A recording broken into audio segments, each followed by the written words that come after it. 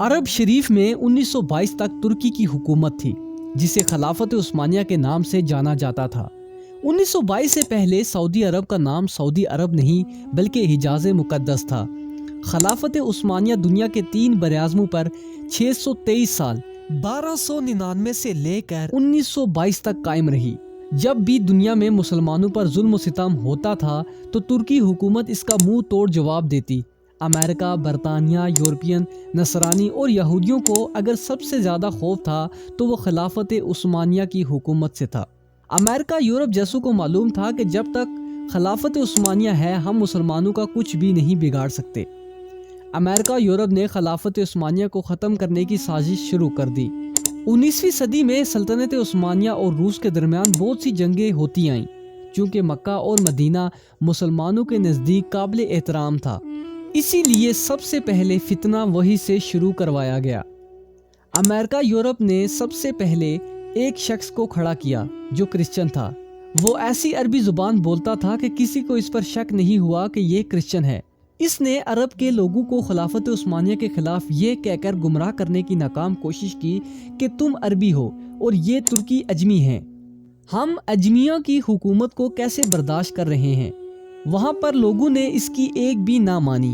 پھر امریکہ نے ایک شخص کو کھڑا کیا جس کا نام عبد الوہاب نجدی تھا۔ یہ شخص لارنس آف عربیہ کے نام سے مشہور ہوا۔ عبد الوہاب نجدی کی ملاقات عرب کے ایک سوداگر سے ہوئی جس کا نام ابن سعود تھا۔ اس نے ابن سعود کو عرب کا حکمران بنانے کا لالچ دیا۔ پھر ابن سعود نے مکہ، مدینہ اور طائف میں ترکی کے خلاف جنگ شروع کر دی۔ یہ جنگ بڑھتے بڑھتے خونخوار جنگ میں تبدیل ہوتی گئی۔ مکہ، مدینہ شریف اور طائف کے لاکھوں مسلمان ابن سعود کی ڈاکو فوج کے ہاتھوں شہید ہوتے گئے۔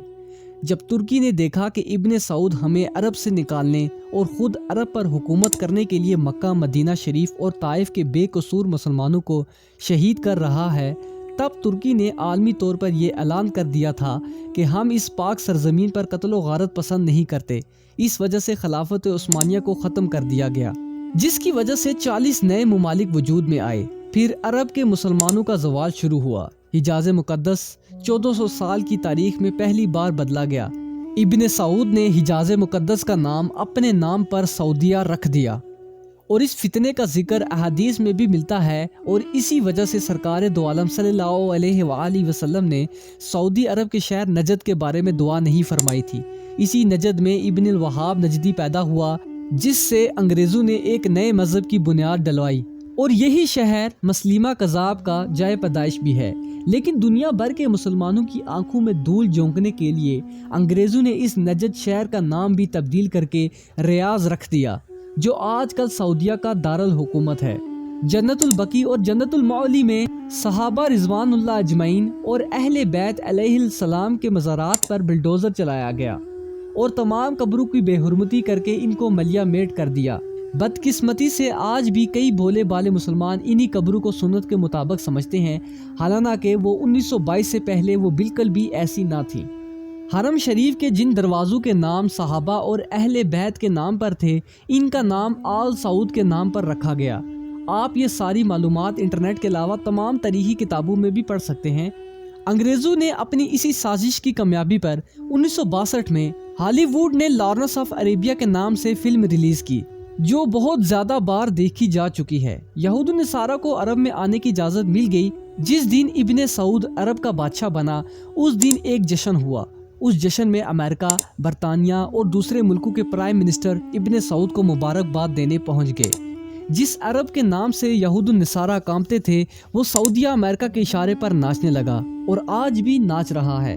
یہود و نصارہ کے اس ناپاک سازش کا ذکر کرتے ہوئے علامہ ڈاکٹر محمد اقبال نے اپنے کلام میں لکھا ہے، وہ فاقہ کش جو موت سے ڈرتا نہیں ذرا، روح محمد صلی اللہ علیہ وآلہ وسلم اس کے دل سے نکال دو۔ فکر عرب کو دے کر فرنگی تخیلات، اسلام کو حجاز اور یمن سے نکال دو۔ اللہ تعالیٰ مسلمانوں کو ایسے فتنوں سے محفوظ فرما کر پھر سے خلافت کی دولت عطا فرمائے، اور ہمیں ماضی کی تلخ حقائق کو سمجھنے کی عقل عطا فرمائے۔